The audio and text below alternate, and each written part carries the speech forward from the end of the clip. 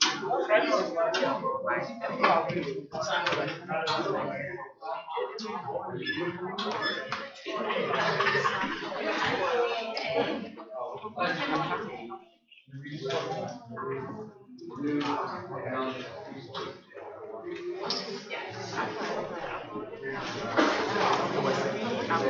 I get to it,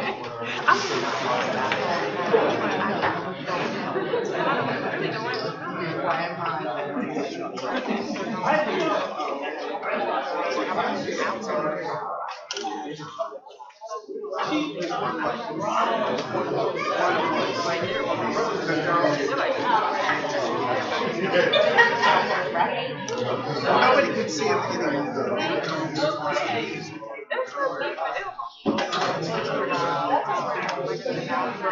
like I'm now serious. I'm like, oh, I need to be more confident.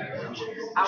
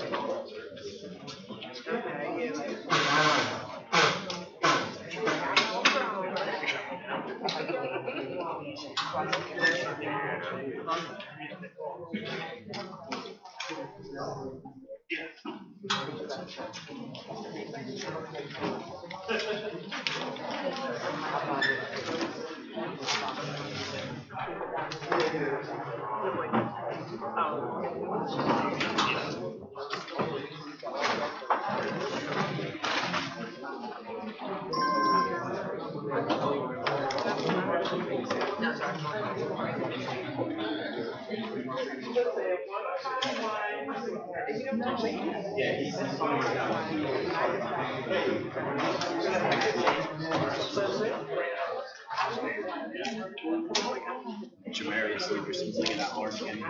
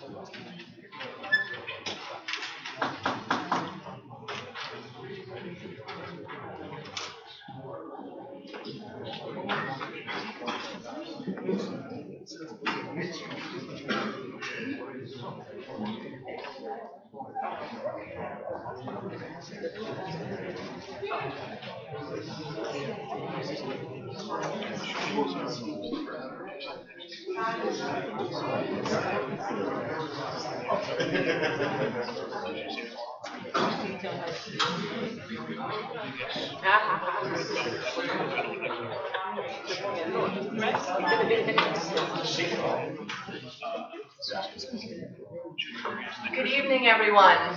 Is everyone seated? Almost? Just one more minute, let the folks coming in have a seat.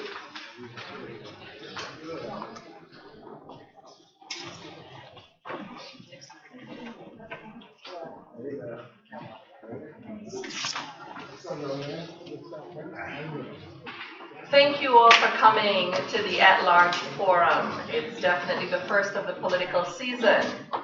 My name is Avi Richardson, and I'm here to do the introductions and to go over the rules of tonight's event. Your moderators tonight are two of Newark's finest residents, as well as valued members of the Homes for All Newark organization, and my friends. To my right, Mrs. Janice Afalo. To my left, Freedom Bremner. We want to thank our co-sponsors, the Newark Community Development Network and Plan Newark. Before we continue, a few housekeeping rules. Please mute your cell phones. The exits are located there. The bathrooms are located by the student mailboxes.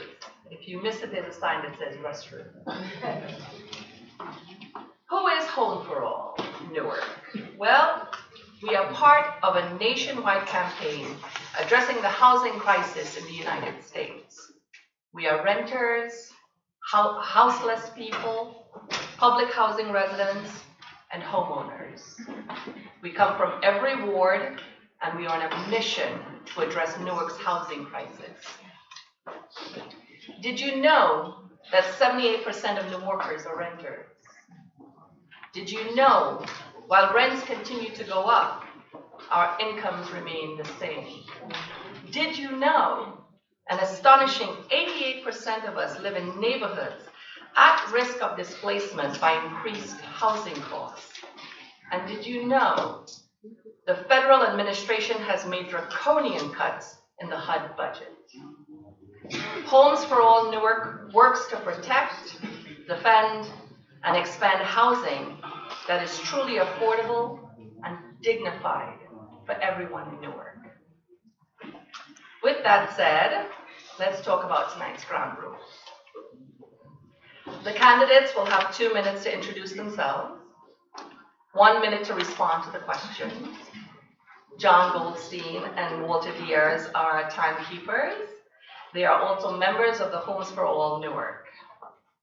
Please do not exceed your time. If you do, you will detract from everyone's opportunity to hear many responses as possible. This is not a debate. We will not allow any back and forth between candidates. We will change who goes first after each round of questions, and we ask the audience to please refrain from cheering or booing. We only have 2 hours, and we want to hear as much as we can from the candidate. Just a friendly FYI, we invited all at-large candidates by mail, email, Facebook, telephone, Pony Express. On the screen, you can see the responses from those who will not be joining us tonight. But Jamarius is here. But Jamarius is here. Thank you. Good. Answer your phone. Okay, let's take a minute to get into the spirit of tonight's forum.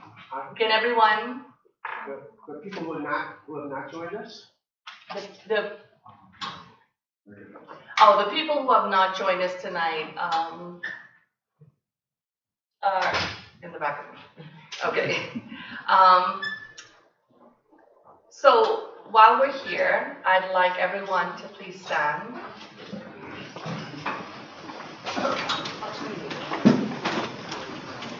And in the spirit of tonight's forum, please turn to the person to your side Shake hands and introduce yourselves. This always happens, Andre. It's always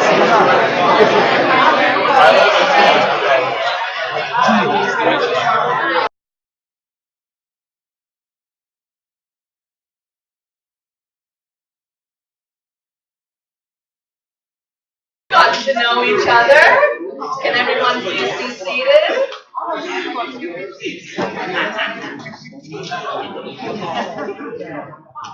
And without further ado, I introduce you to your moderators, Mrs. Janice Afalo and Freedom Bremner. Good evening, everyone.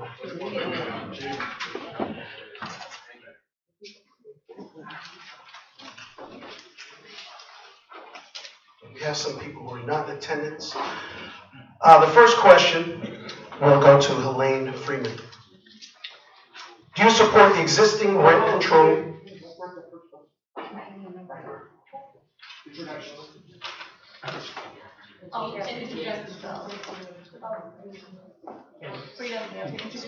Oh, my apologies, my apologies. You want to give all of you an opportunity to introduce yourself, excuse me. You each, all the candidates present, have 2 minutes to introduce yourself. And as part of your introduction, we would like to hear your thoughts about Newark's current housing crisis. So in that spirit, I will begin with Helene Freeman. Hi, my name is Helene Freeman. I'm a long-time resident here in the city of Newark. Went to grammar school, high school, and I attend college in Newark, and I'm a graduate student in Newark as well. I've lived in the North Ward for over 40 years, and prior to that, was in the Central Ward. In reference to the housing situation, as a graduate student in the Rutgers School of Social Work, I've been volunteering with homeless individuals over the past year with the Newark Public Library. The Newark Public Library is one of the few institutions here in the city of Newark that's really addressing the needs of the homeless individuals, trying to find them shelter, trying to find them program, connecting them with services. There's a severe housing shortage, and the housing shortage is not just affecting renters. With the skyrocketing prices with housing here in the city, even homeowners will be pushed out and pushed to their limits. I was reading an article in Politico called Cory Booker's Newark's Mirage, and one of the people interviewed said that his tax burden in Forest Hill is over $21,000 a year for his home. So he faces possibly losing his house to the tax burden. You have 30 so seconds it's left. a problem and that needs to be addressed. And current sitting council is not doing so. Thank you. To your left, I'm going to ask Ms. Freeman, would you move the microphone to the candidate to your left? Yes, I'd like you to introduce yourself. I can't see your full title there.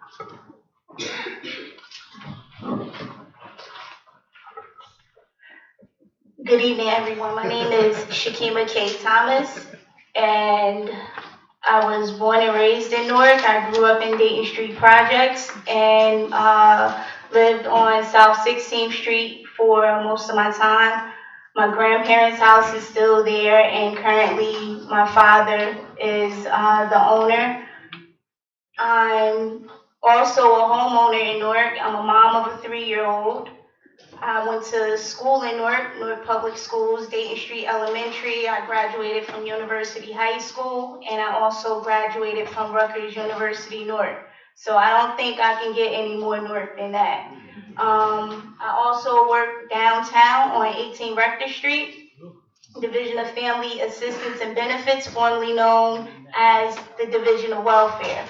And I was also instrumental in installing the kiosks that we have there with the computer systems where people can file their applications online. So I currently work with a lot of people who are displaced. A lot of our clients who come into the office are going south because they can't afford to live in Newark anymore. I constantly get emails, text messages about people looking for places to live. So we definitely do have a housing crisis, and this is something I think we should all come together and find a You have solution. 30 seconds left. Thank you. Thank you. Hello, my name is Victor Monterosa Jr., and I'm running for councilman at large. My grandmother came here in 1974. My mother came here in 1982 from war-torn El Salvador. I grew up here. I went to South Street School, I went to Oliver Street School, I went to Science High School, where I'm proudly a debate champion for several years. At Science High School, I became an activist. That's where I started working with the Green Party. That's where I started going to pop marches and where I met Larry Ham and got to see stuff getting done downtown. After that, so I hope someone in this room knows or remembers Mr. Christian O'Neill from Science High School, because that man told me to go to Vassar College, and that was the best thing that I could ever do. He told me that they would pay my way, and they definitely helped when my father and my mother lost their jobs. And I was able to learn to become, just like Mr. O'Neill told me, a real deal organizer. When I was there, that's when I started working in public housing. That's when I started working with Protect the Dream Youth Program. That's when we started challenging for ethnic studies on campus. That's when we would challenge the president and we would put pressure. That's where I truly learned to organize. And well, when I came back home, I knew that's what I wanted to continue. I got to go to work with the Elizabeth Coalition to house the homeless in Elizabeth, New Jersey, where I began learning about the issues of housing and homelessness and poverty here or in the area. From there, or during that time, they were closing St. James Hospital. And if you remember, at that time I met Nancy Zach. From there, I started working with HUD Tenants Coalition. After 5 or 6 years of organizing tenants, I became an attorney. I now serve homeless young people every day, and I've been a tenant organizer for the last 10 years. I represent the people. I am proud to do so, and I will continue to do so, and I hope to live the rest of my life in Newark doing the same. Thank you very much. Please vote for me. Sign my petitions.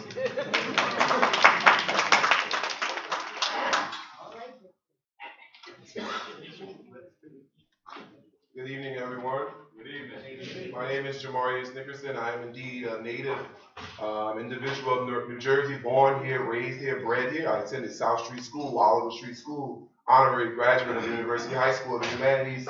I went on to obtain my Bachelor of Arts degree in English Literature, my Master of Science degree in Curriculum and Instruction Technology, and I am an educator first. I'm an activist as well. I've worked constantly in the Newark Public School System as a long-time educator since the year 2011, directly out of college. I went from the Newark Public School System to where I am now in the Princeton Public School District as an AP English teacher. And I feel that my platform is the eradication of homelessness because we can't speak about housing unless we speak about the homelessness crisis, in that there was legislation passed in this state called the Open Door legislation, in which there were a number of recommendations made at the state level to be implemented at the local level that we do not see being implemented. And so if I believe that I'm the best candidate for councilman at large, merely because I believe that every individual deserves a high quality standard of living, even if it is in Newark, New Jersey. I was fortunate to be able to meet people who were able to invest in me, and so I'm willing to invest in those who also need some sort of social or emotional investment, because it's not just about housing need or not just about homelessness, but it's about the social and emotional investment that we can extend to those individuals that are going through such a crisis. And so again, I stand for the eradication of homelessness, the reducing of crime through the city, through community policing, and also the employment of Newarkers by Newarkers. And indeed, I am going to run for councilman at large, and I am indeed going to win. 15 seconds. Thank you.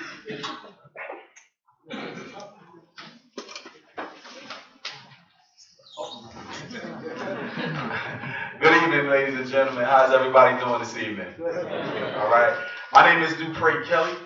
Can everybody hear me well? My name is Dupre Kelly. Born and raised here in Newark, New Jersey. Lived in about 3 of the wards, 3 of the 5 wards, North Ward, South Ward, and grew up where I grew up in the West Ward, where I went to high school, went to Newark Tech, which is actually here, but I went to Newark Tech from the West Ward. Madison Avenue School, Petshine Avenue School, graduated from 13th Avenue Elementary School.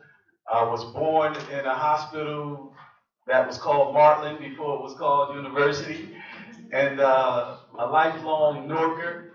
I had the mentality that when I was younger that I wouldn't make it to C21. And that's just to say that Black young males growing up in this city, that was the mentality then. And it's crazy that I ever even thought that way. So when I had the opportunity to go to college, I went to Shaw University College where I pledged Alpha Phi Alpha Fraternity Incorporated. It was the best thing that ever could happen to me in my life. And I thought, college was it. But then I was fortunate enough to pursue my dream and become a hip hop star. I'm originally from a platinum selling hip hop award winning, BET award winning, Billboard nominated group called Lords of the Underground. And I just believe that housing is a hot topic in this city, but it's also an important topic, and that we truly do need homes for all of us. 15 seconds. Thank you. Good morning. Good morning. Down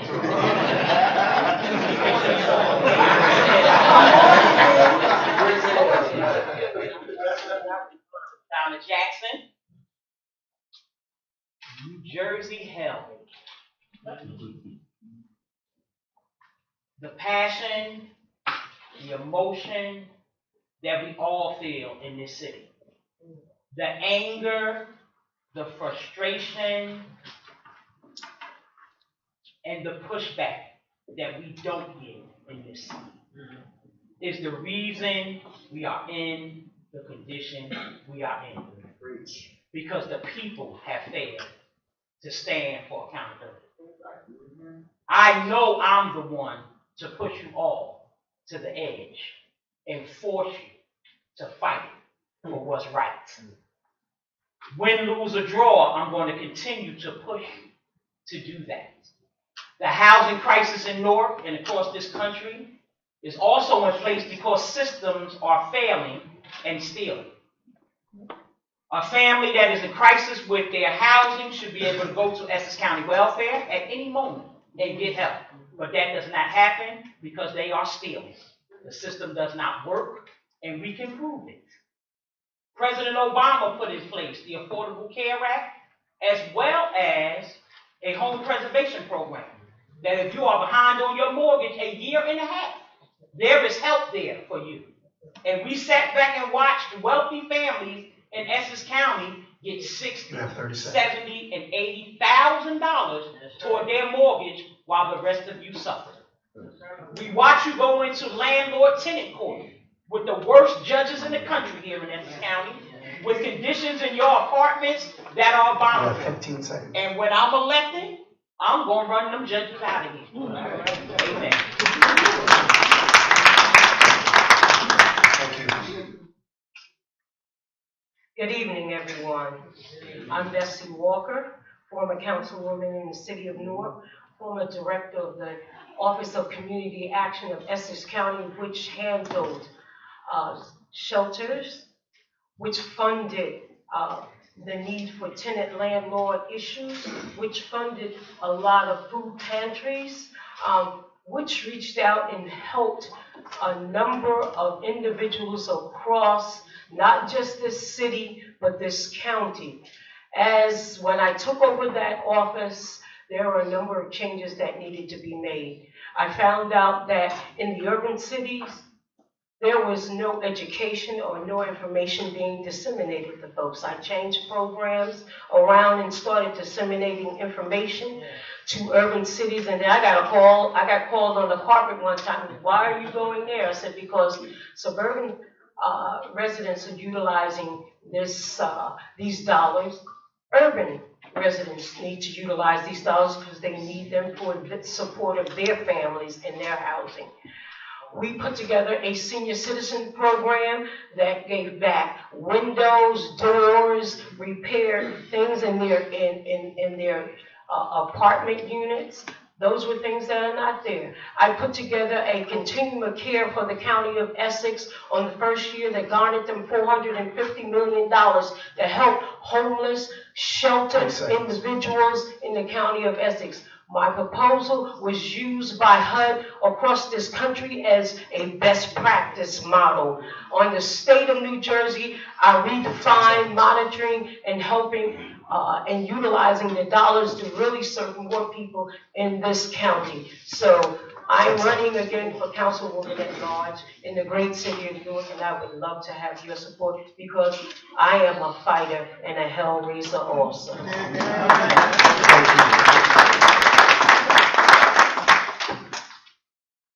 Good evening, I'm Rashid Ahmed.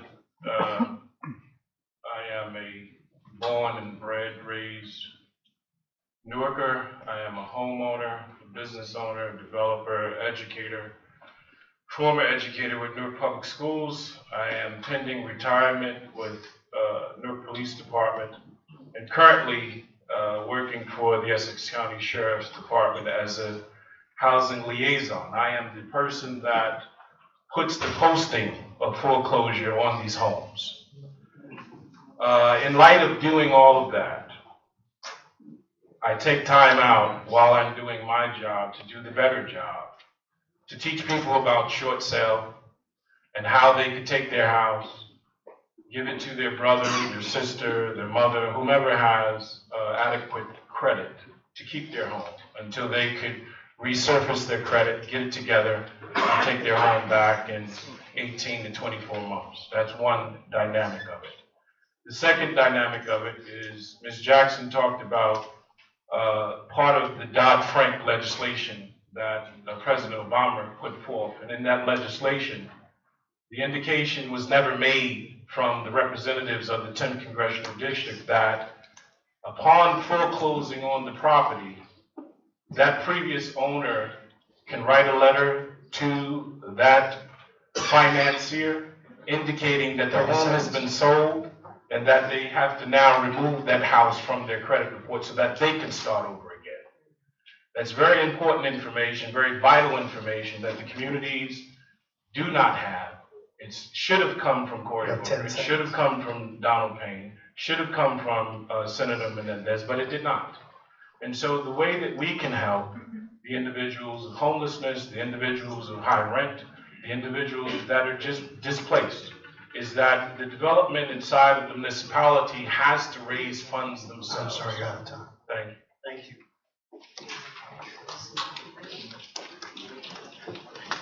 Ladies and gentlemen, can we have a nice round of applause?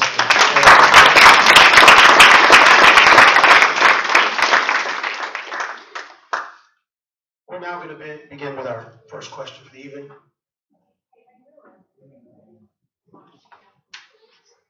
And that question goes to Mr. Dupre Kelly.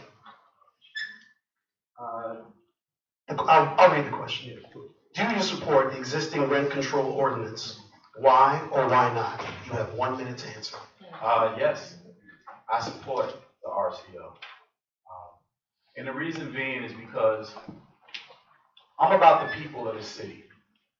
And this was an ordinance that was sponsored by the people. The people went out and got 1,800 petitions for this. This is something that the people stood up for. This is something that the people thought we needed to discuss and bring to the table. And then the council got behind it and passed it.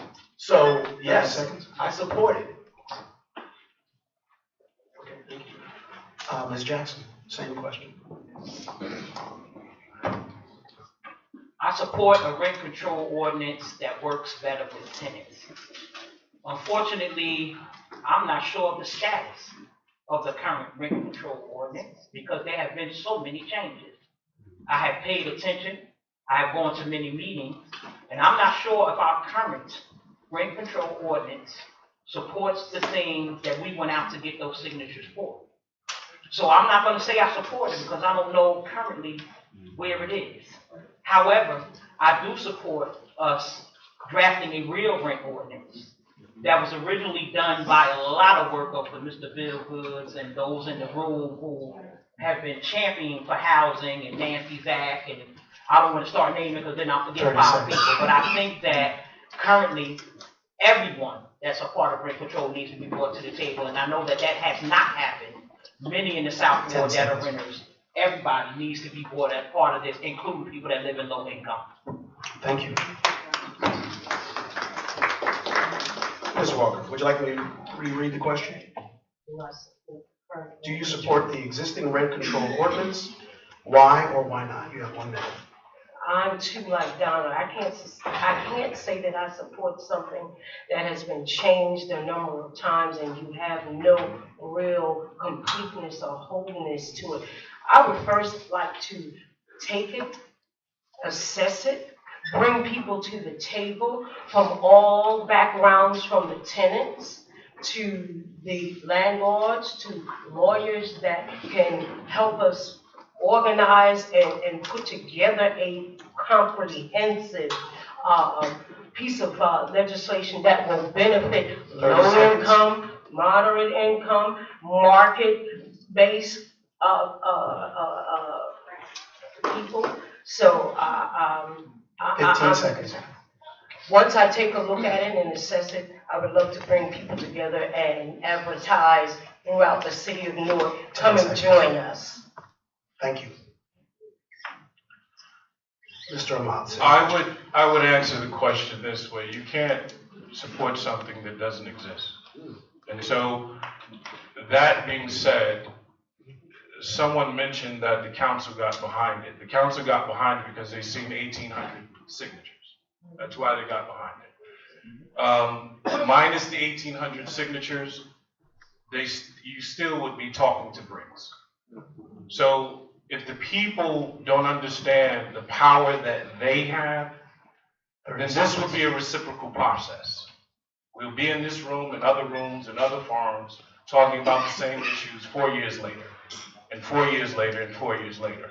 And so if we don't sit the people down that control the means of what a legislation is and how to implement that legislation, then we're going nowhere fast. Thank you. Ms. Freeman, do you support the existing rent control ordinance? Why or why not? You have 1 minute. Yes, I support rent control. I was the people who went out and got the people to sign the petition. So when you reference the people, hi, I'm the people. And there were several other people who came out and burnt up on the street. I walked morning, noon, and night, literally Saturdays and Sundays. I support it, and it was passed not because of 1,800 signatures, because Phil Murphy told them to pass it, because it was going to look really bad if they said, no, we don't want rent control for 78% of the population. So that's why it was passed. Victor Monterosa is an attorney, and he sat down and wrote the rent control ordinance along with the many people from Homes for All Newark. I sat at several different meetings and put my input in. So it was an ordinance by the people. And it's being demolished by your current sitting council because they don't care if you don't have housing. Thank you.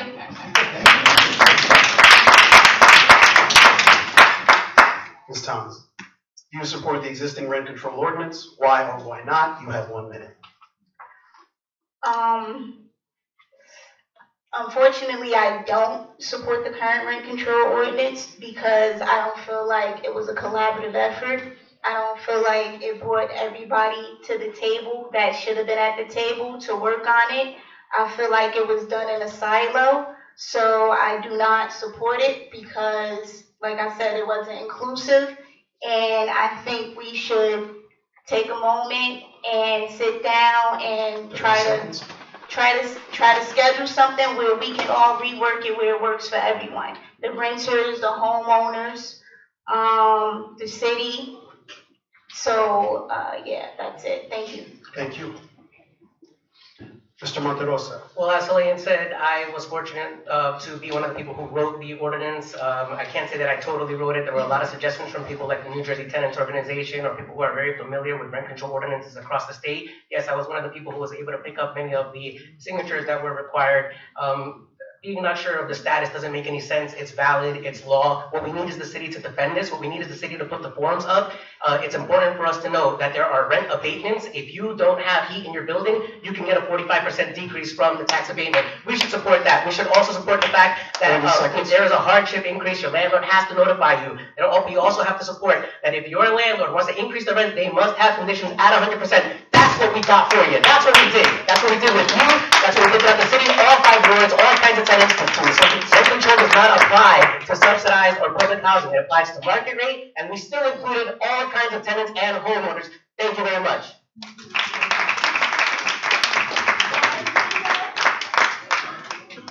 Mr. Nickerson, do you support the existing rent control ordinance? Why or why not? From the moment we give you the microphone, you have 1 minute. Let's make sure it's on. You have it on the front. Do you see the green button on? Okay. I do not support the current rent control ordinance, mainly because I, as a longtime resident of Newark, New Jersey, was not a part of its creation. So I'm not aware of any of the quantitative data or any of the other variables that went into consideration when we drafted this legislation that supposedly is in favor of the rising crisis of homelessness, foreclosure, all those 30 things. seconds. I feel that there needs to be, as my colleague said, there needs to be a lot of more collaboration from the community. We don't know about RCO. And the reason why you don't know about RCO is because the people that we have in leadership are not doing their part to sort of communicate the benefits afforded by this legislation. So, indeed, no, I don't stand for it. Have a round. Thank you.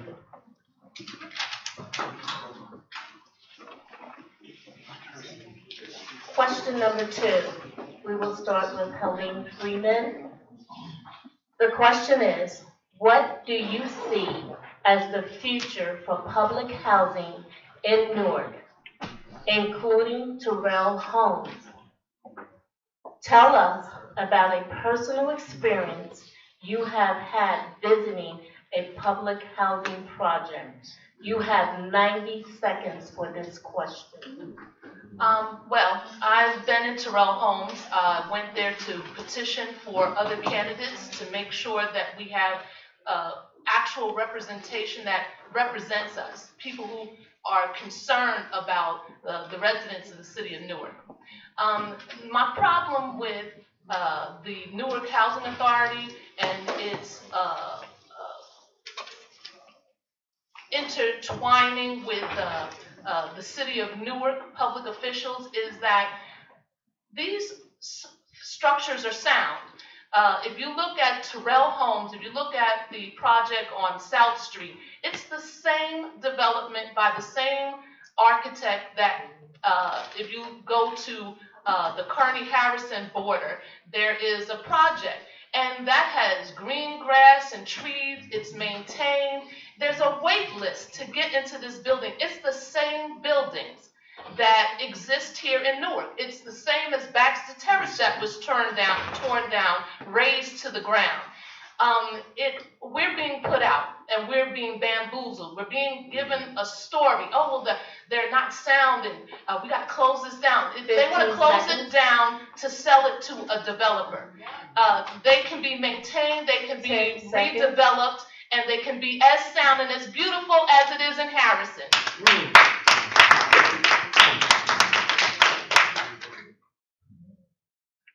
Can you please repeat the question for me? Thank you. What do you see as the future for public housing in Newark, including Terrell Homes? Tell us about a personal experience you have had visiting a public housing project.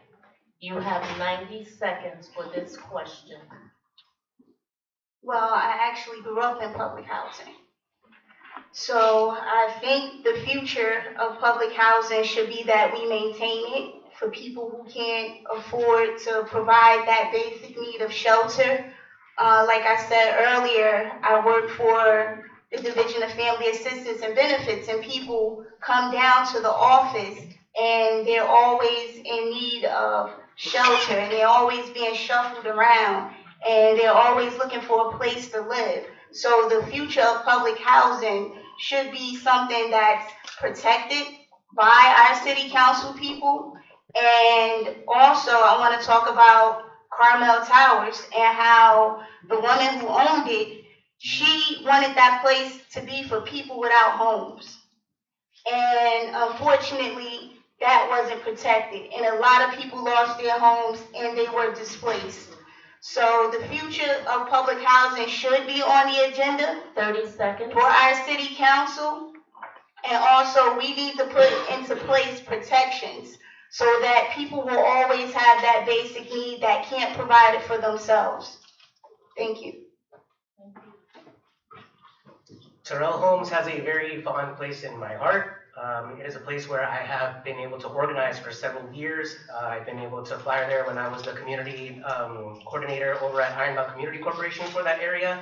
I have also been involved in several meetings there. During that same time, when the buildings were flooded by Hurricane Sandy, I was passing out food rations that we got from the military, as well as making sure that we advocate to fix the boilers, which were all broken. I have been at the lead meetings. There was a lead in the soil there in the place where the residents, a lot of the elderly folks as well as children play. And I was there to advocate that we make sure that we clean that. And they did. In 2014, it was slated for demolition. I was still here at Rutgers, and fortunately, I was working with John Dubin, the same person who was able to win the lawsuit for Columbus Homes. That's my mentor. He told me, Victor, we know what's going on in Terrell Homes. Go in there and do something about it. Same thing for John Dubin, the person who's responsible for the Klein report that recently came out. He and I talked about Terrell very much, and I'm very proud to say that a lot of what's in their report, I was able to talk with him about it. In 2018, they attempted again, or in 2017, they attempted again. Now it's gonna not only remain open, but we know that tenants have a hand in designing it. That's what we have to do. That's why I believe in organizing. That's my record. 10 years of doing that. Vote for me because that's what I can bring to the council, the power of the people. Thank you.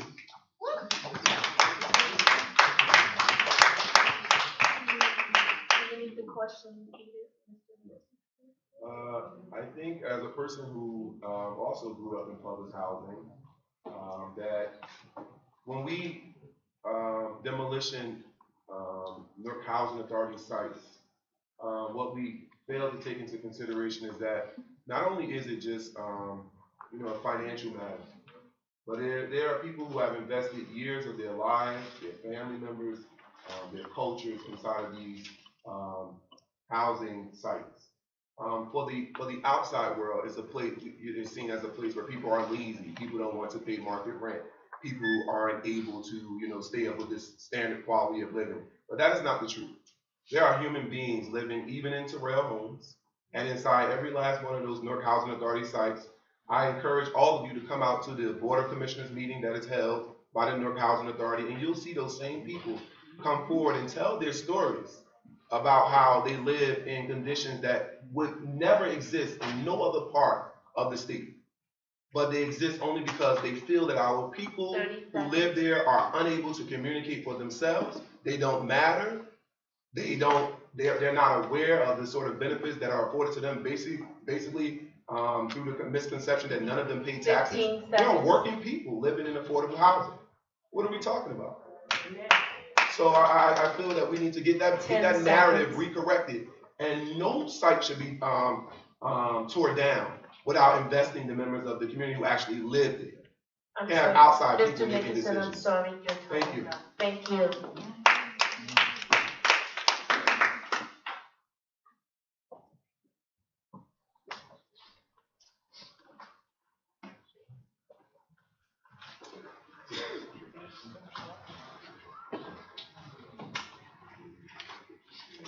We're going to start with Mr. Ahmad. Question number 3. How can we ensure that newly constructed housing not covered by rent control is accessible to moderate, low, and very low income residents? You have 1 minute to answer this question.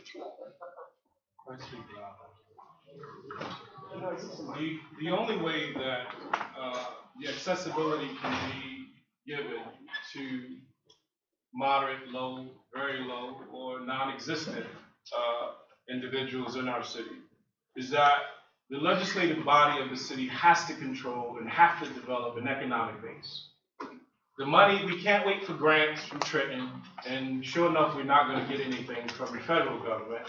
By developing an economic base in the city of Newark based upon the commodities that we have, bottling our water, making tires, and doing other things to create funding, we then will control this, and we're not waiting for the next developer or the next contractor to give them 10 houses, 5 houses to develop, or to give them projects to develop. Once it's inside of the hands of the people control it. Thank you. It was important to get into all the questions before the evening's over. We're not going to reread the questions unless the candidate would like it, and they're on screen. Would you like it to be reread? Okay. Question number 3. How can we ensure that newly constructed housing not covered by rent control is accessible to moderate, low, and very low income residents? You have 1 minute. Well, one of the things I think is that we should, when we're developing housing, looking at a master plan, looking at the model neighborhood initiative, looking at the inclusionary zone stuff, to make sure that housing is put in those plans, to make sure that low, affordable tenants can have options to live in those. And also looking at the economics of our city, finding the viable jobs that will allow them to have access to live in homes that they, or apartments that they can afford to live in. Bringing in, with the training technology, retraining them so that they can apply for jobs that will also help them in that various area to be able to live and afford those homes.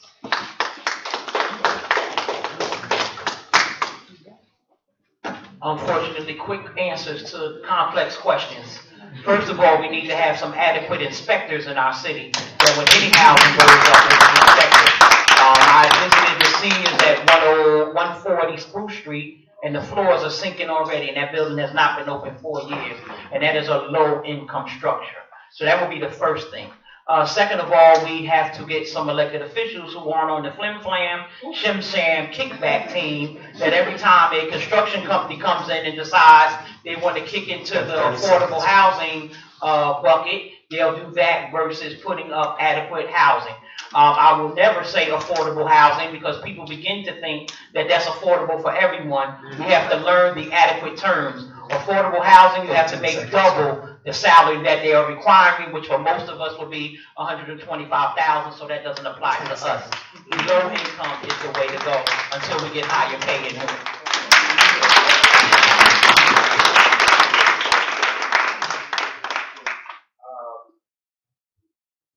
How can we ensure the newly constructed housing not covered by rent control is accessible to moderate, low, and very low income residents?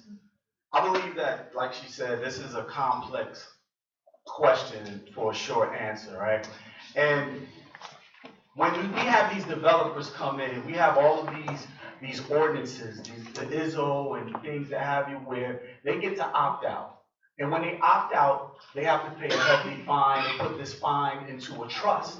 And that trust, that amount of money, it goes to the New Jersey state. And then we as a city have to apply to the New Jersey state to see where that money goes. We need a Newark trust that we can grab this money from, and then we create the housing, the affordable housing situation in our community.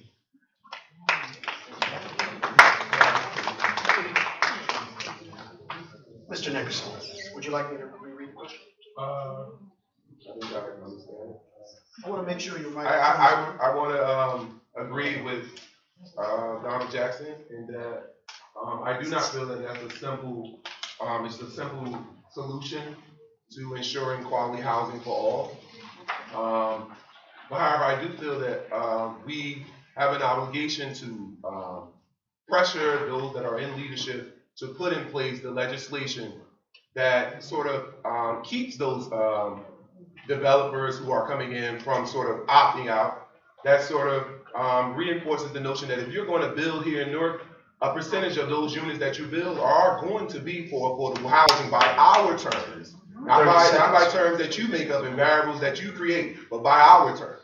And so I think that this is also in alignment with curtailing gentrification in our city as well. No one wants to speak about that, but that's a very high issue in the city as well. We have people who are building here who just merely have come in, not in the sense of quality housing, but they come to make money. This is the largest, most diverse city in the state of New Jersey. Don't you ever forget. Folks, the answer to this question is a lot easier when you've worked on it for most of your adult life. This is why I'm your candidate. This is not available because there's a state law that says that those type of buildings are not allowed. We need to organize and advocate to take apart that state law. Right now, it's interpreted by the court. Guess what? I'm an attorney. I know how to attack that. It's against, or we need to get rid of that payment in lieu of taxes in the inclusionary zoning ordinance. No, it does not come from the state. It goes to a city fund that is currently not being properly administrated. We need to set up rules for that. Also, I'm a person that knows how Cardinal Towers, which was recently mentioned, and Zion Towers could have been turned into a co-op. So poor people could have owned housing here in Newark. We're missing those opportunities. There's a lot more because mortgages are reaching 40-year maturity. I know how to do that. Vote for me.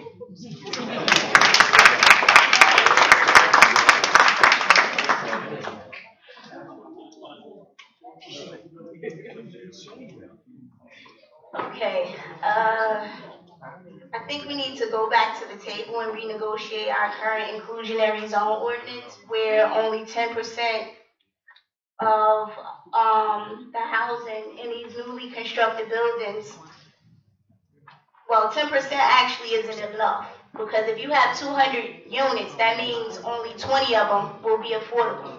And as someone mentioned, Ms. Jackson mentioned, affordable, we need to really nail down what that means, because affordable is really not affordable.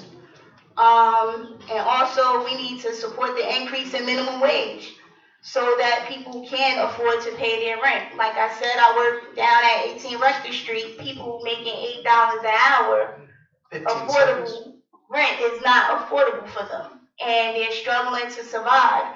And also, we need to make sure that we're supporting the Housing and Community Development Network of New Jersey, where they're lobbying to put $600 million back into creating affordable housing. Okay.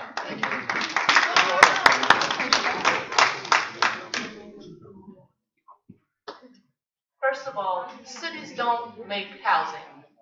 Your city council people don't make housing. That's not what you hired them to do. They're your employees. They're to utilize the laws and administrate and get things handled for you. There could be land shares where people can get together. When I say people, residents of the city of Newark, given these dilapidated houses to rehab, there should be rebates given to these people who take over the housing. Why are multimillionaires getting 30-year rebates? Residents of the city of Newark need to be getting these rebates, and that they can utilize this to prop up property in the city. I walk past thousands of abandoned buildings, and we have homelessness. There's homes all over the city of Newark. Your administrators are not administrating properly. There are programs already in existence that your city council isn't even looking at because you're not making them look. Hire me. I'll do the job for you. Thank you. I want to announce a couple of things. You should all know that all of these questions were given to the candidates in advance, with the exception of part 2 of question 2, which we accidentally did not allow this side of the room to address. So we're going back to question number 2, and that was, what do you see as the future for public housing in Newark, including Terrell Homes? Tell us about a personal experience you had visiting a public housing project. Again, you'll have 90 seconds for this, and we're going to start on the end with Mr. Kelly.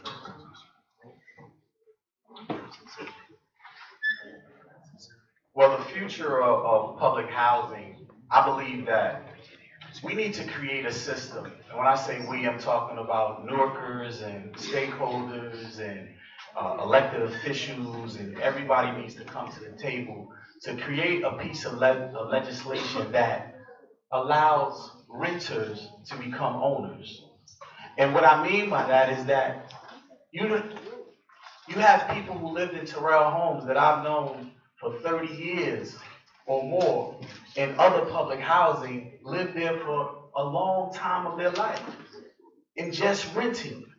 So if we do create some type of situation where we can allow residents who don't make a lot of money in this city, the minimum is capped off at $34,000. If we can make some type of legislation or some type of plan that allows them to pay their low income, and a piece of that income goes to buying the property in 30 years. If we can give these corporations 30-year tax abatements, then we can at least do this for our residents of our city in Newark and allow them to become owners after 30 years of their apartments, like a co-op situation. Thank you.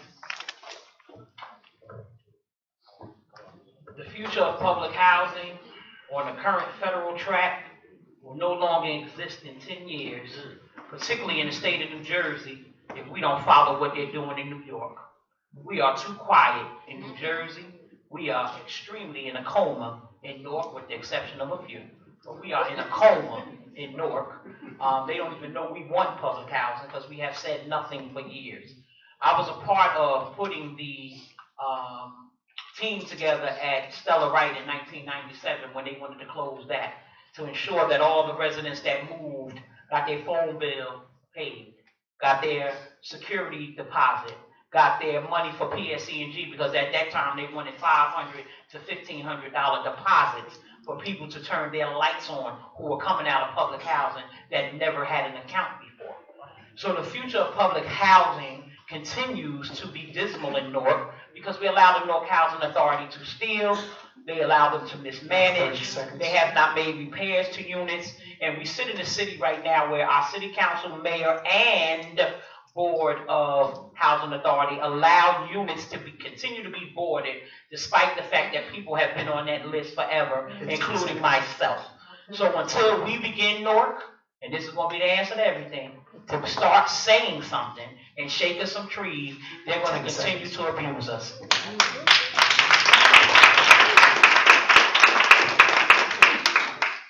The future of public housing I see in this city is very bleak. Back in 1998 to 2006, when I sat on the Newark Municipal Council, I always worked with our housing and tenant presidents to start to organize and to hold their federal legislators accountable, because those are the folks that bring the dollars back into your municipality and then your city council. Always been a voice, saw Donna out there with me, a dish out there with me, fighting for residents of public housing. Was a housing commissioner for a very short time on that board, and I was deemed an arrogant person on the board. When I was in the county of Essex, I used dollars to take homeless individuals out of shelters and put them in housing units and paid their portion of their renting fee, their fees in there. And so I just see it is bleak, but I believe that we need to organize our tenants and mobilize them to understand one thing. Those legislators work for you. You need to make them bring back those dollars into the city. If not, you need to vote them out. Thank you. You have 90 seconds. I do not believe that, and I concur with Donna. I was there with her through that turmoil of the newly invented scattered sites, housing for Newark Newark Authority for Public Housing. I was there with her. But prior to that, when Scudder Home, Hayes Home, Stella Wright began to close and the demolishment plan went into effect, the people understood what their options were at that time. Some didn't understand that they had options. And so it comes back to what the people are willing to do. If the same structure of legislative body returns back to office, then public housing will remain the way that it is. To tell a personal experience about my existence in public housing, I come from Hayes Home, Stella Wright, Scudder Home, Baxter Terrace, Hyatt Court, Grafton Avenue. So everywhere that I've laid my head, I've had that experience. But through that experience, it made me the person that I am. We have to get people to the understanding that this is not their life. This is not all that they can or will be about. But if they are not listening to that message, if they don't understand that message, then again, it goes back to the legislators of the municipality doing nothing. And Donna said that they're there.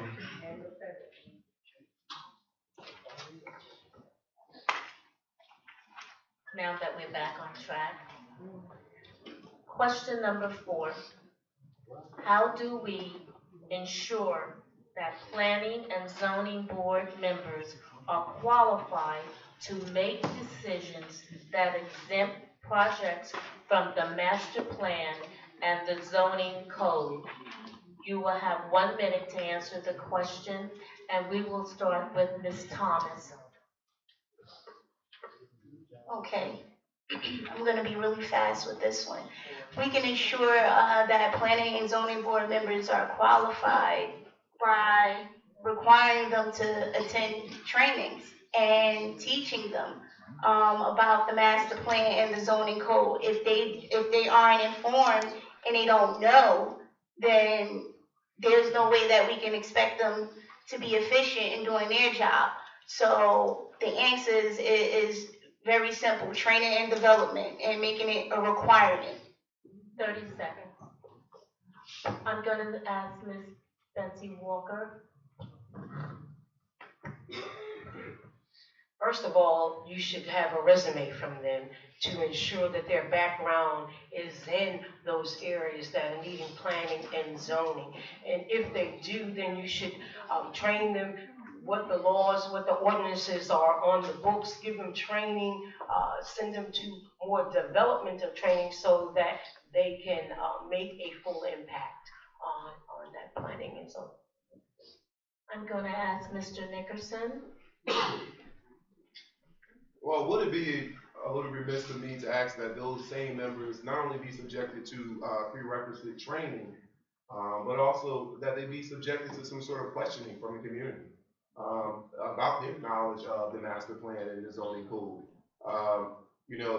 Maybe not as formal as an election, but series of questioning seminars where they have to attend and have to answer questions directly from people who will be impacted by those zoning measures. So yes, that's what I'm thinking about. Mr. Kelly.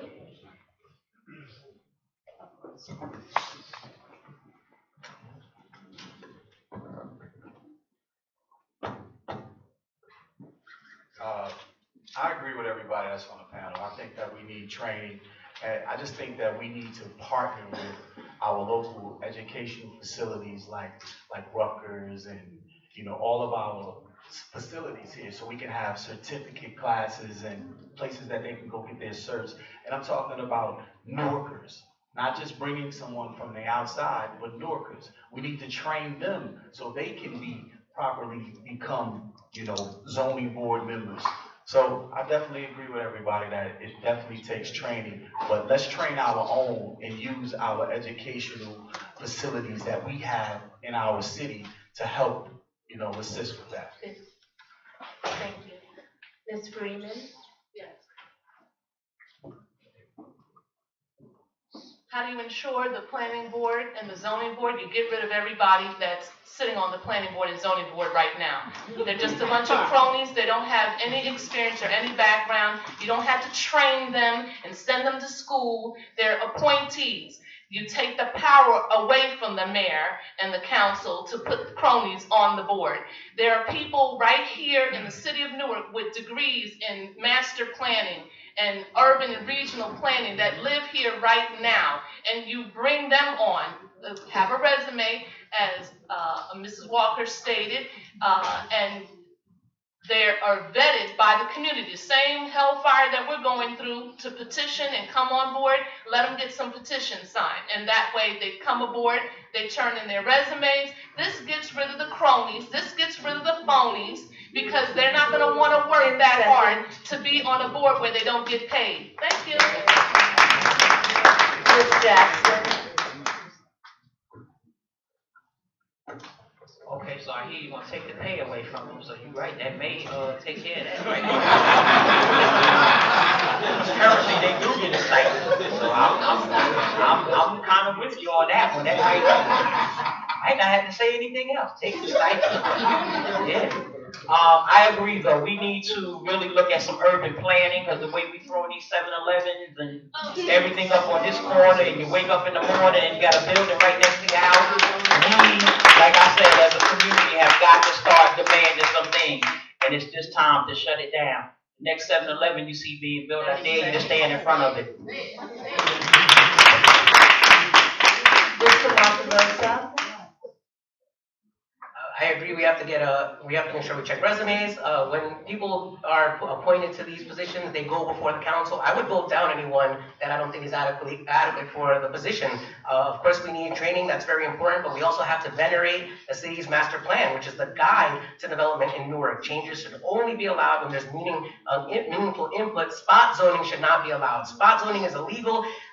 What happened with MX3 happened because we have people who believe in spot zoning, allow those types of laws even though they're illegal. We need to stop that. We need to make sure that we bring people who are going to stick to the inclusionary zoning ordinance, they're going to stick to the cumulative impacts ordinance. We need to craft better language in our ordinances, make sure that we put teeth and enforce the standards that we're asking Newark to be at. Thank you.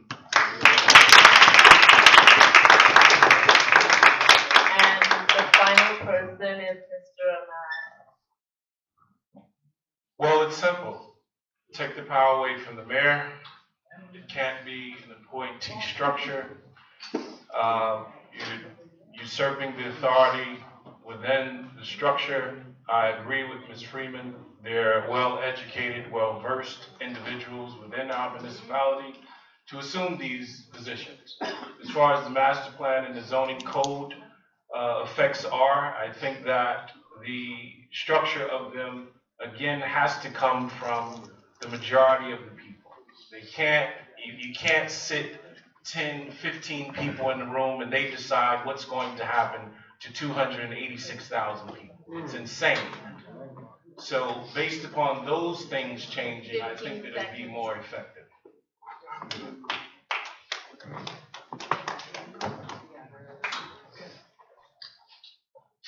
We're moving on to question 5.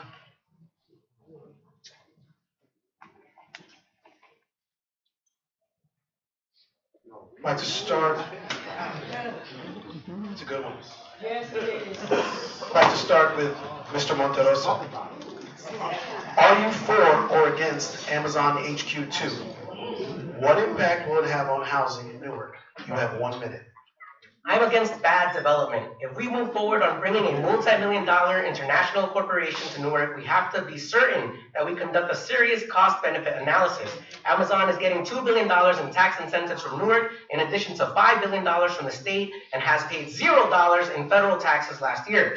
We need to ensure that the benefits to Newark benefit Newarkers, especially those who are currently unemployed or working 2 jobs and barely making ends meet.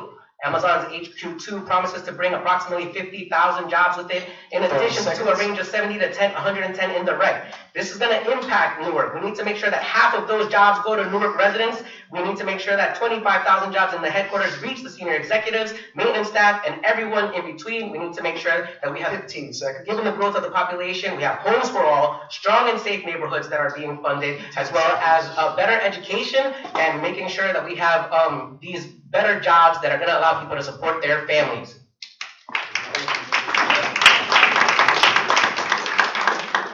Ms. Jackson, question number 5. Are you for or against Amazon HQ2? What impact will it I'm have on absolutely housing? against it. That's why I attended the corporate presentation on Tuesday, as well as the phony community presentation on Saturday. I am totally against giving Amazon a 10-year, this is what the city wants to do, a 10-year payroll tax exemption. They don't want them to pay any. I don't know what monster came up with that, but we can't afford it. If we have any billions to give anybody, we need to give our employees a raise and let them have a livable wage so that they can exist. Secondly, Amazon is also talking about putting a homeless shelter on the first floor of their new headquarters building. I encourage them to build a residential studio buildings so that the homeless people can go in there. I think people deserve to have a unit of their own to call their own, and if they have that much money, they can get that. Thank you. Mr. Nickerson. Totally opposed to it. Anybody who's ever worked for Amazon knows it's a slave driving company. And it works people long hours for low pay. No way. Cannot come here. We sit up here and we cite all these numbers about, what they said, how many they said they're going to hire. The truth of the matter is they're not.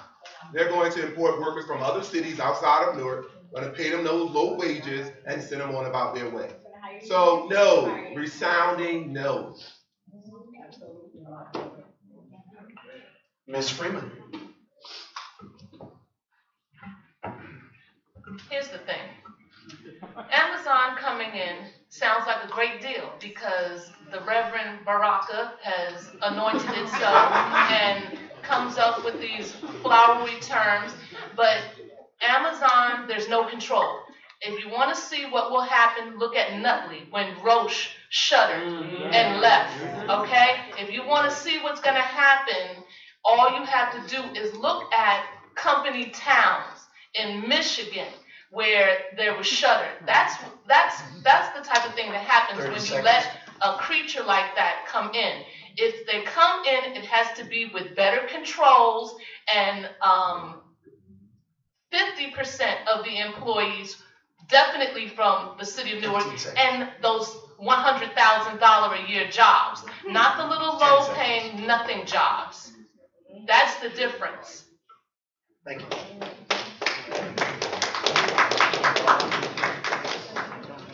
Ms. Walker.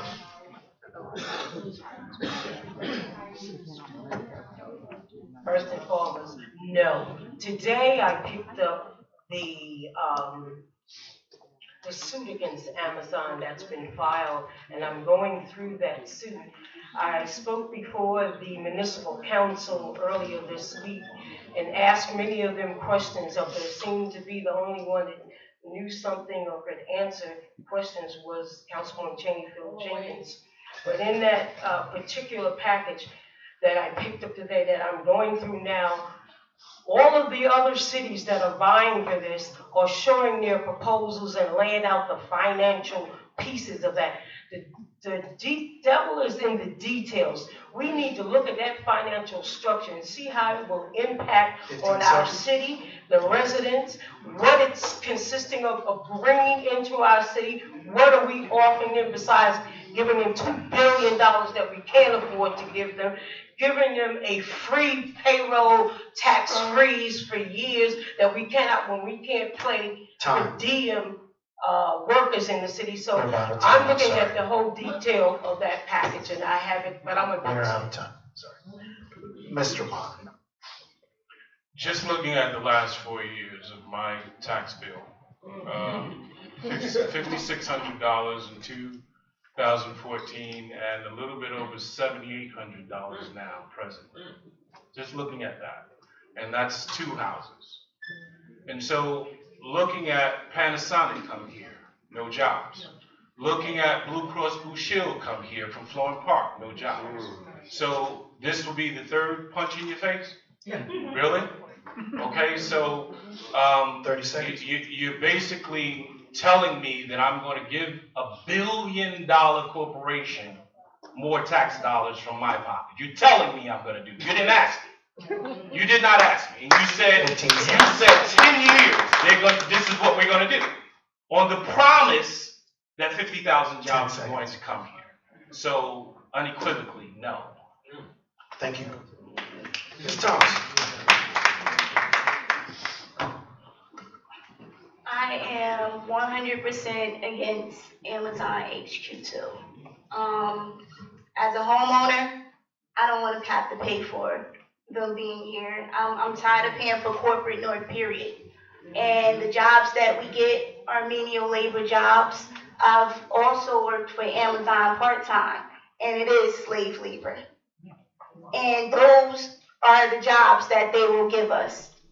And I have 2 master's degrees. And when I applied to Amazon, 30 I was a seconds. package handler. So, and look at Prudential. Majority of us do not work in there unless we're security officers. And Panasonic as well. So I am completely 100% against Amazon 10 seconds. HQ2, and it's an attempt to completely take advantage of Newark. Thank you. Thank you. Mr. Kelly. You know, it looks great, sounds great on the outside, and yeah, it looks great, it sounds great. But I've been doing some research on it, and the numbers, you know, they just don't sound like they're for the people. They don't sound like they're for Newarkers. They don't sound like they're for residents. And when you say 50,000 jobs, yes, that sounds like it's for Newarkers. But when you, like, as former councilwoman said, you know, the devil is in the details. How does that translate to our community? How does that 30 translate seconds. to our people? See, my thing is that we when you're part of Newark, when it's down, you want to be part of the renaissance when it's happening as well. 15 seconds. But you can't be part of that renaissance if it's not for you. 10 seconds. Thank you. No. Okay. Thank you. We're moving on. Question 6. Over half of the city's apartment buildings are not registered with the city of Newark or with rent control. How would you address this problem? You have 1 minute to answer. Mr. Monterosa?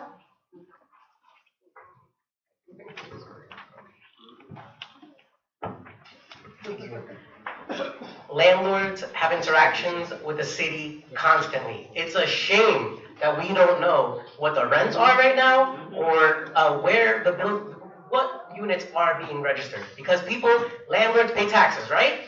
So why don't we get them on the hook right there? Landlords have to come and make sure they get a certificate of occupancy so that people can live there. Why don't we put the hook on them right there?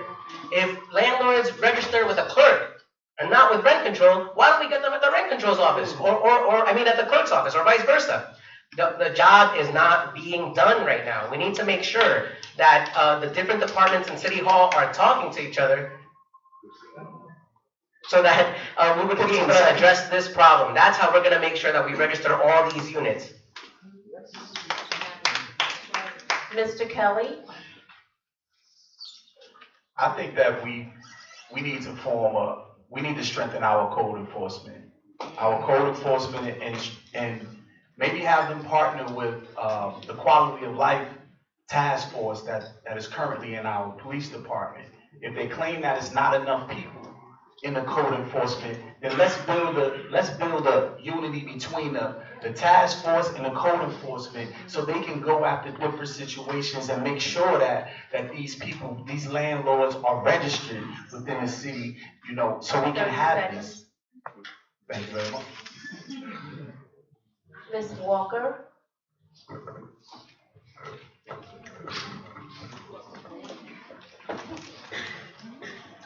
Once again, I think that many of the departments in the city of Newark are detached. They're not working together in order to make sure that these homeowners, these landlords are registering their units with them. A lot of times when you have fire going, when you have inspectors going, when they come in to pay their taxes, when they come in to pay their water bills, you have all this information on them. There should be some type of database that's listed to say, Ms. Walker, you should be registered. Your home should be 30 registered. seconds. So I think that we should look at really doing a comprehensive tying together and connecting these various 15 seconds. departments to make sure that we comply with registering of units throughout the city of Newark. Mr. Nickerson? I think the solution to this problem is very simple. If you want people that are property owners to be registered with rent control in the city of Newark, merely if they do not, the penalty should be financial. You should have to pay a penalty for every day that you are late with registering for rent control. Because if you do not register for rent control, it shows the city that you are not concerned with quality living for residents in the city of Newark. Therefore, you should pay a penalty every day. So 30 seconds. when I am elected, that penalty will go into effect. Thank you. Mr. Ahmad? I think that penalties of financial means have to be placed on each and every either homeowner or developer within our municipality borders. I think that only based upon hitting their pockets will they understand the means of what the effect that they're giving our people. And so by doing that, we then will be able to bring the issues under control and be more effective with the issues of addressing the needs of the people. Minus doing that, the system will continue to fail the people and the people will continue to be displaced. So if the departments are not talking, and some of my colleagues here have already said it, and 15 seconds. just reiterating the same point. If these departments are not talking, then it's ineffective 10 leadership seconds. from the mayor's office, as well as if you are the elected council person, then you need to have your aides going around and checking these buildings yourself. Thank you. Ms. Thomas?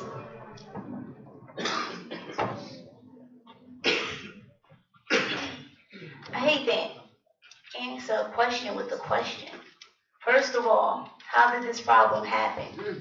You know, what measures do we have in place to make sure that the buildings are registered? And if we do have those measures in place, why aren't they being enforced? We don't need to reinvent a wheel here. We need to follow what's already on the books and what we have already established. So, and also piggybacking off of Ms. Walker, I think we need a database, a technological database that sends alerts when,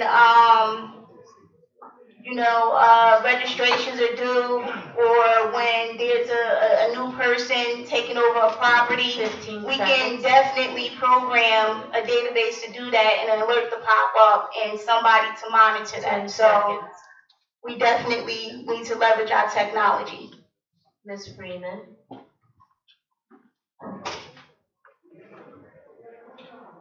Okay, how do we address the problem? You get rid of your sitting council is how you address the problem. The problem is this registry and the information already exists. It's not being tapped into, it's not tied together, and it's purposeful because slumlords pay campaigns. And so they're not going to go against their funders to make this happen. So the registry doesn't exist because slumlords pay campaigns, and all the nice, pretty, colorful signs that you see, that's slumlord money that paid for those lawn signs and all of that. That's how do you end it? This is how you end it, people. You had to vote. Use your vote. Get out there. The technology exists. 10 They sent seconds. code enforcement to Baltimore. There's transparency where people can type in and make a complaint. The code enforcement can see where it is. People can I'm sorry, dime out Ms. Freeman, your time landlords. is It's up. available. It's not being utilized. The best for that. Ms. Jackson? What do you do? Well, my first year, I guess I'm gonna hire about 1,000 code enforcement people. I'm not checking just apartment buildings, I'm checking houses as well, because these people with these illegal conversions have 15 people sleeping on first floor, second floor. So there needs to be a revamping, there needs to be a joint city-state effort, because people are getting away with a lot. That does begin with you guys beginning to open your mind and elect fresh people. When we don't like what's going on, we need to learn how to change it. But at the end of the day, there is a lot of abuse going on with registration. Yes, campaign contributions have a lot to do with it, but we also have a lack of enforcement. As we talked before, the landlord-tenant court must be changed, because when those violations do happen, you do not have the support there, and we have to strengthen all levels of government to make this work. Thank you, Ms. Jackson.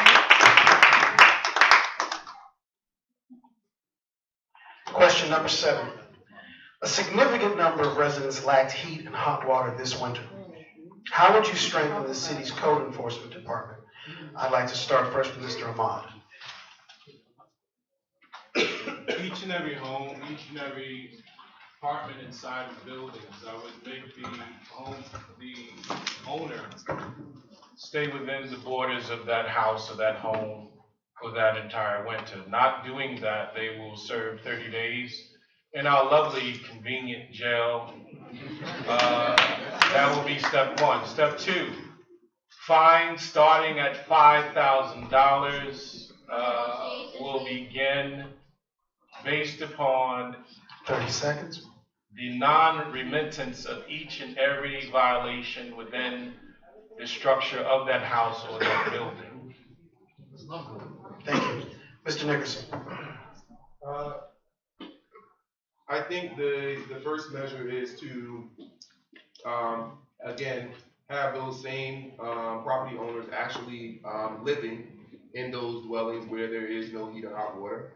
I think the second measure should be to have some sort of transitional and temporary assistance for those residents that are living in those facilities, because we can cry all day about how there's no heat or hot water, but when we have a slumlord there, we can't wait for the courts to step in. There needs to be some immediate relief to those families at the time, whether it is some form of financial assistance, or whether it is, giving them some sort of temporary transitional housing in the meantime. We have to understand that getting rid of slumlords is not a overnight process. 15 seconds. It's a very long, complex process. You have the wrong people owning property in this city, and we got to get rid of them. One step at a time. Make them accountable. Yeah, so I stand for quality living in the state of Thank you. the city of Newark. Jamari Nickerson. Ms. Jackson.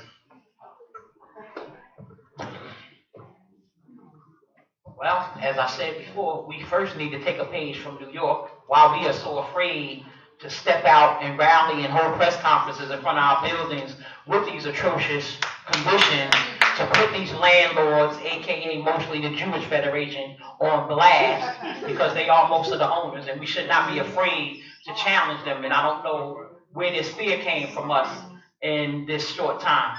Also, the code enforcement staff not only needs to be beefed up, the fire department staff needs to be, we have very little inspectors that can go out and write the necessary documentation. And then lastly, I would probably remove every judge that sits in the city of Newark, that sits at the county of Essex. I would bother with my state representative, because they are allowing the bargaining in court. When the landlord got to pay $1 million, he got to pay $1 million plus sleep on the porch.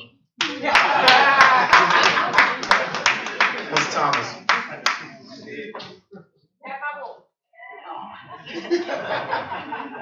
I think we only have like eight code enforcement employees. Is that it's 20 now? Oh, okay. Last summer it was 8. Oh, okay, so they added more. Okay. First of all, we need more code enforcement officers.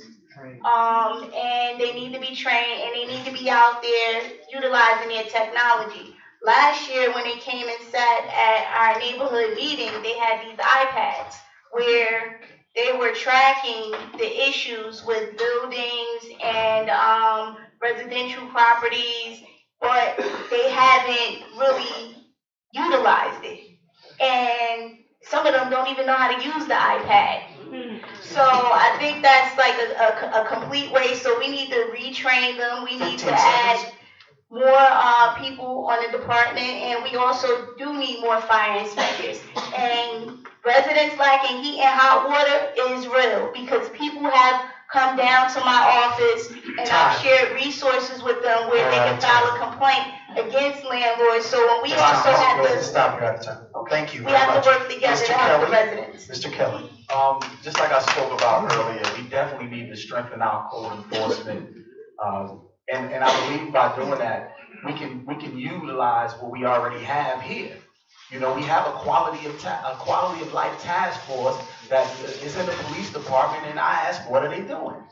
We need to get them together with code enforcement, make it one enforcement team, so that they can go out and tackle all of these issues that is plaguing us within our city. We have ordinances in these cities that protect our renters and protect our residents that are not being utilized. So there need to be heftier fines, there need to be heftier penalties, and people need to be held accountable in a serious way.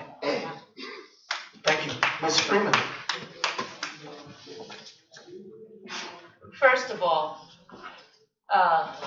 the ordinances are poorly written, so the code enforcement officers go out, there's nothing they can do. It's your city council and your corporation council that have poorly written ordinances. They're unenforceable. So you need enforceable ordinances. Then you need staff that can actually do the job. An iPad, I see toddlers playing with the iPad and using iPad. That an adult doesn't know how to use an iPad for their job is unexcusable, but that's called patronage and cronyism. So get rid of the cronies, get real people in, rewrite the ordinances so that they are enforceable. The judges, they're atrocious, but they can't enforce the law because the laws are poorly written. 15 seconds. Plain and simple. Your city council has not been doing their job. Fire them, hire new ones. 10 seconds. Hire me. Thank you. Ms. Walker.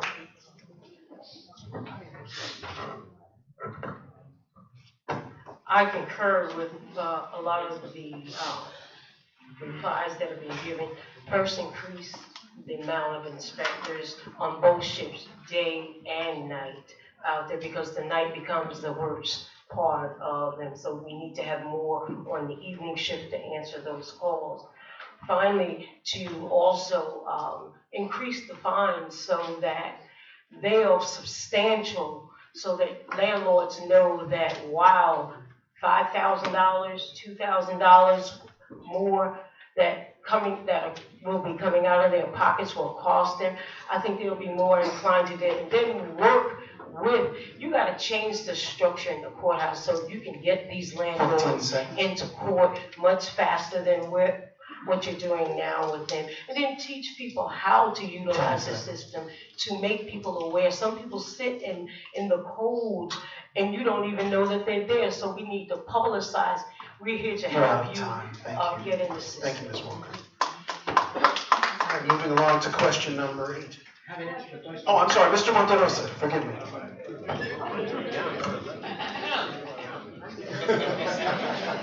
We can't leave you out. We can't do that.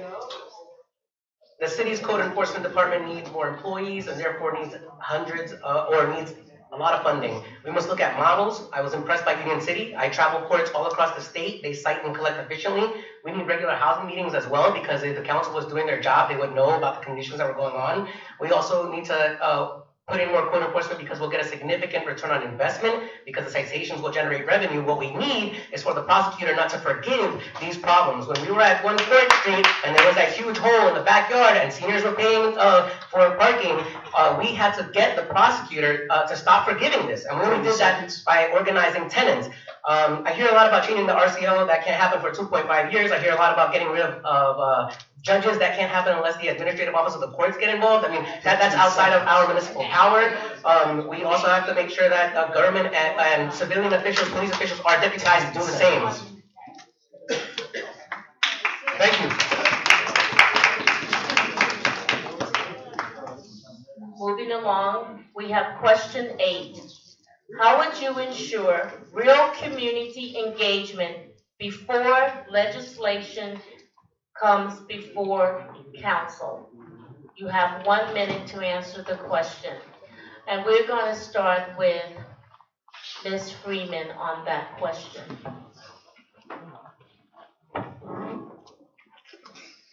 Real community engagement means actually going into the community and inviting the community to come into City Hall, having meetings, attending meetings, not parties, not bringing cookies to the seniors and chicken, coming out into the community, seeing what is actually going on, what I do now. As a social worker and as a graduate student in social work, I'm in the community all the time. If you go to my Facebook page, you get to see what the community is suffering under. Council doesn't know this because they don't go out. That's how you address legislation. You had to see how the people are living and then get their input before you, as an employee, take action. Mr. Ahmad. Each council member are allotted 5 representatives from their office. Those individuals have to be engaged in each of the wards. As they're engaged in each of the wards, they're bringing back the information to you of what it is that they've seen, what it is that they've heard, where the issues are. You, as the representative, you are addressing those issues long before the legislation ever reaches your desk. So by doing that and acquiring 30 seconds. a listing of all the individuals that are within all 5 wards, you're going to have community engagement effectively, consistently, ongoingly, not just for the upcoming legislative issue, but also for all issues. 15 seconds. Ms. Thomas. To ensure real community engagement, you have to live in a community. You have to actually be a member of the community by participating in the activities and the associations that are in the community. For an example, in the West Ward, I'm a part of the Heart of Ellsberg, and we interact with each other consistently throughout the month. We're accessible to each other, and we have created an accountability document where we identify the issues in our community, and we take pictures, and we invite people in the council to go and check those sites out. That type of engagement has been really effective. 10 seconds.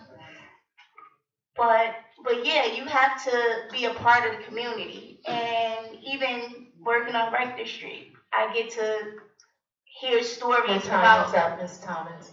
how people live, and thank you. Ms. Walker. Y'all are tough.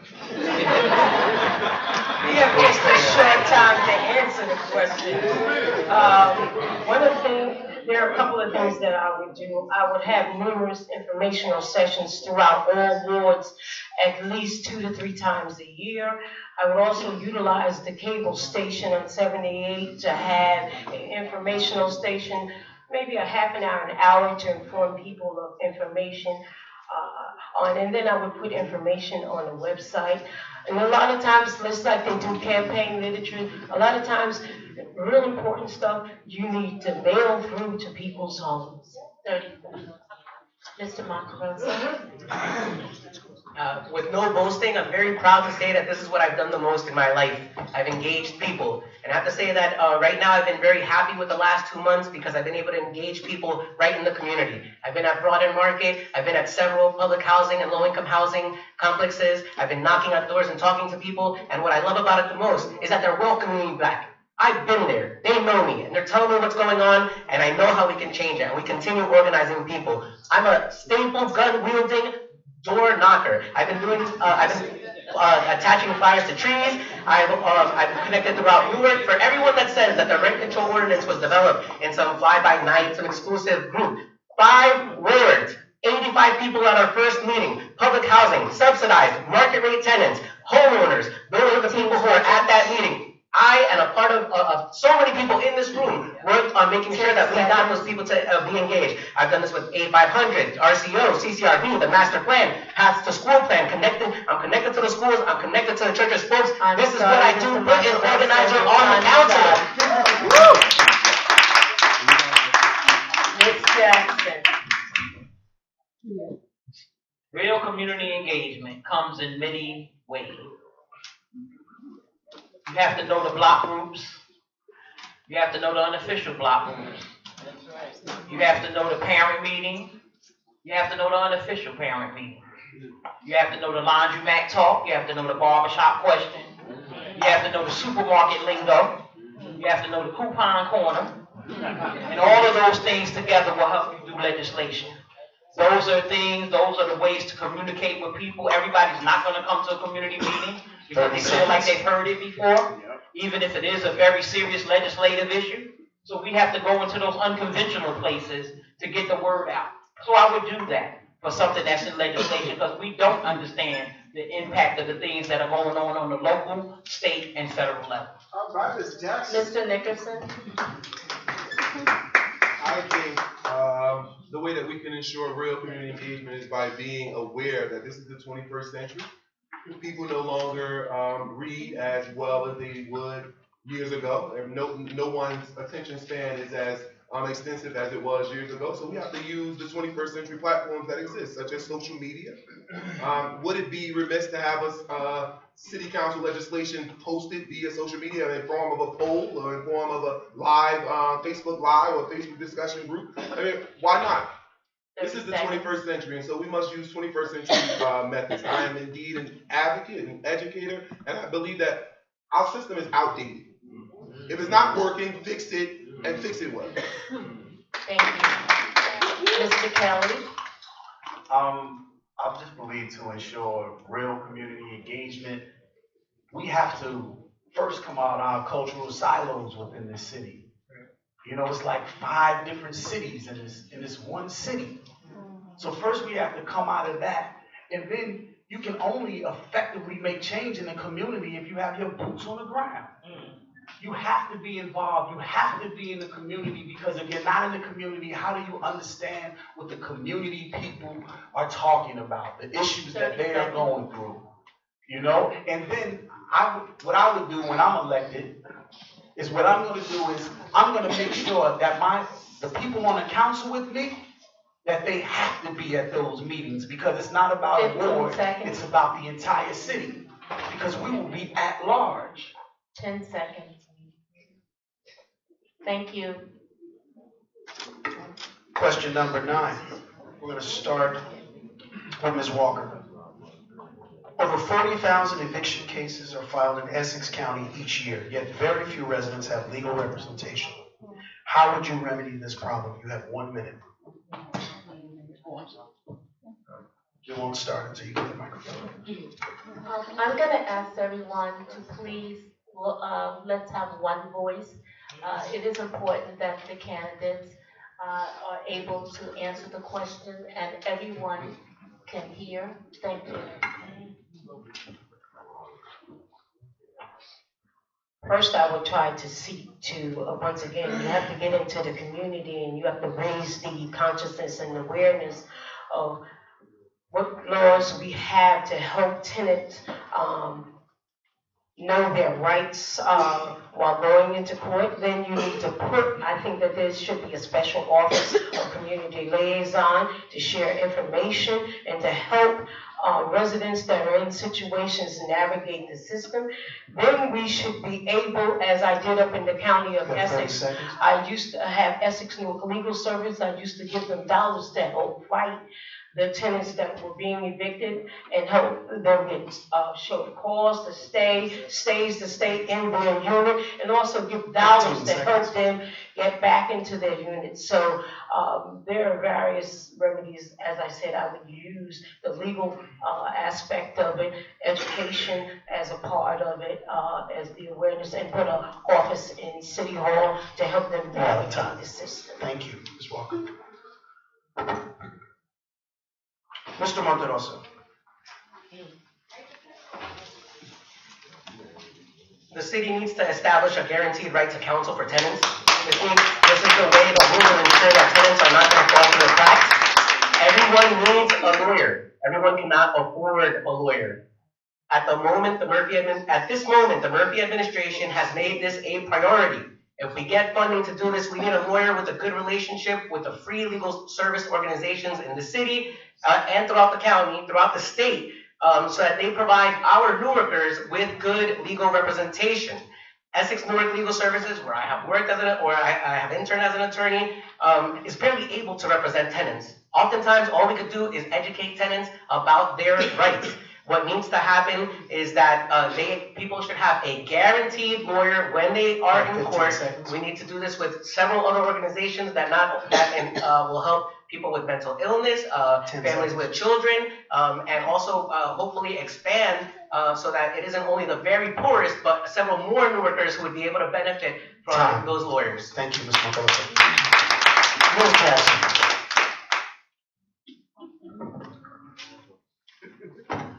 I would first create a office of public advocates. I would second create a office of ombudsman, unattached, unbossed, and unbought, someone like myself. I would then work on the legal representation that Mr. Monterosa is talking about, because I'm not familiar. I am familiar with the Essex County legal representation, which has unfortunately not been able to adequately represent most who go there for legal services, be it eviction, be it bankruptcy, etc. So we have to expand the legal representation for all peoples, and I think the Office of Public Advocate is the first place to start. Thank you, Mr. Jackson. Mr. Amon.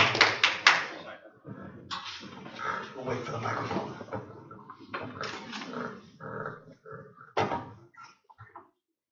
I think in the office of a legislator, I think that the most important incentive that you could give your constituency is information. That has to be an ongoing process, long before the eviction ever happens, long before the issue ever occurs. I agree with the Office of Public Advocate. I agree with the Office of Creation of Ombudsman. Without being broad, without being just the fact that you are a 3 seconds. the fact that you're going to receive that representation about your rights, about the issues that you're confronted with inside of the courts, inside of the apartment buildings, inside of the house. Whatever the issue is, you have guaranteed 10 seconds. representation to deal with those issues from beginning to end, to make sure that you're signing off, they're signing off, that everyone's on the same page and not walking away. Thank you, Mr. Amon. Mr. Kelly.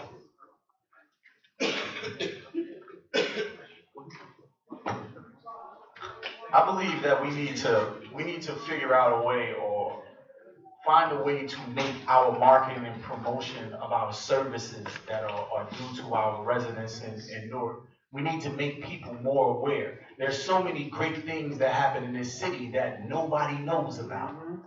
And the reason why I say that is because we have clinics right here in Rutgers Law School. We have clinics right here in Seton Hall Law School. And nobody knows that. But they can go right there and get representation. Thank you. Thank you, Mr. Kelly. Ms. Freeman. Yes, I agree Newark is a college town, but you can't just walk into Seton Hall and Rutgers Clinic and get represented. There's a wait list a mile long, and everybody and their mom in the state of New Jersey is coming to Rutgers and Seton Hall to get that. What needs to be done is just like the city founders, city administration can do backyard deals. They need to deal and make an ombudsman's office, a public advocate's office. There are organizations already in place where we could coordinate their efforts and coordinate the efforts of the school. But the grants from the state would have to be utilized for that, not to line your pockets. That's the difference. It can all be done. 10 seconds. It's not being done because we're not demanding it, and it's not shiny enough. So it can be done. Thank you, Ms. Freeman. Ms. Thomas.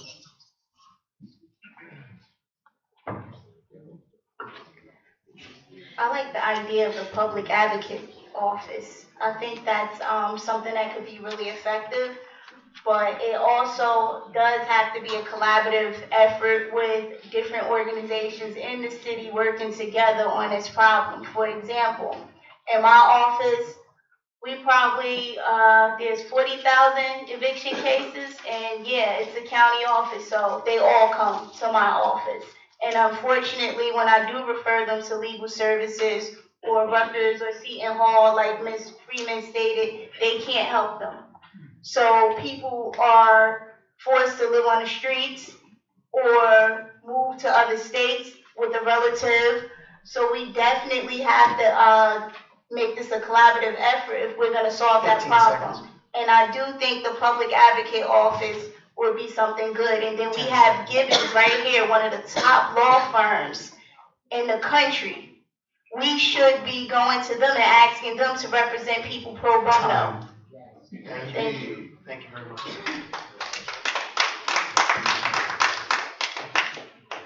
I have to answer the question. Oh. Please answer the question. Thank you very much. So the first measure that I would take to sort of de-escalate eviction cases in the city is indeed to create a line in the city budget for legal defense. It wouldn't be hard to do that. The second measure that I would take would be to actually create some sort of connection between these private law firms and public citizens to sort of pressure them to offer pro bono services to those that are facing eviction.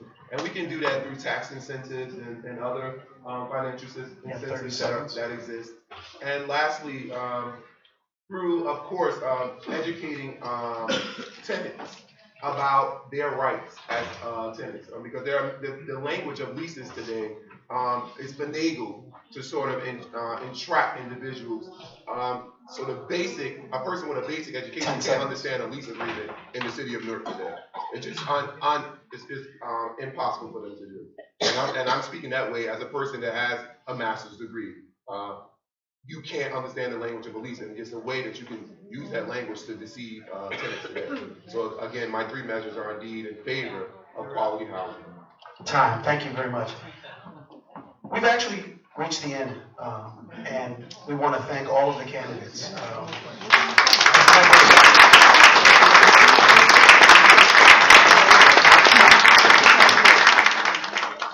On behalf of my colleagues and homies, we have to stay partial, but it's inspiring to listen to all of you. And thank you so much for coming out and speaking to us all. And thank you all for attending. We appreciate it. Thank you. Thank you, Shakima K. Thomas, 2018. Before you leave, Coldest for All Newark. We meet on the second Tuesday of each month at 6:30 on 1 New York Avenue. And once again, thank you all for coming. It was wonderful.